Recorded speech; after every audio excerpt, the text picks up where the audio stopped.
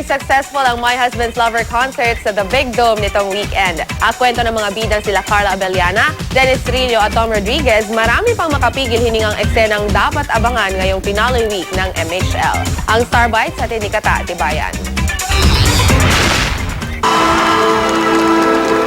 Panahiyawan ang kilig na fans na dumalo sa My Husband's Lover One More Try concert sa The Big Dome.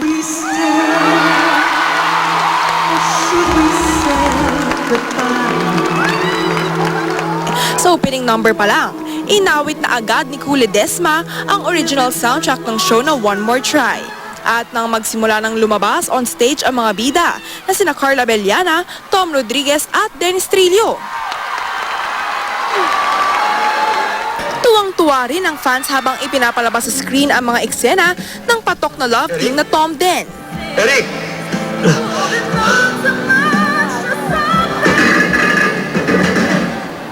Dumating din sa concert ang executives ng GMA Network, sina Chairman and CEO Attorney Felipe L. Gozon, kasama ang may bahay na si Mrs. Teresa Gozon.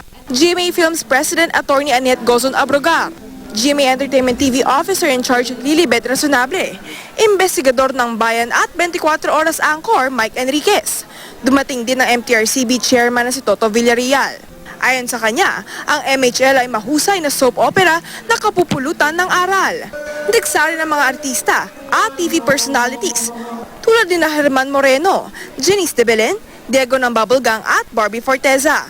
Special guest daw ni Tom si Aiza Seguera, kasama ang girlfriend nito. Habang kay Carla naman, ang boyfriend si Jeff Eigenman. I couldn't be prouder. I was getting teary-eyed watching her sing, being up on that stage, enjoy siya. I'm really happy for her.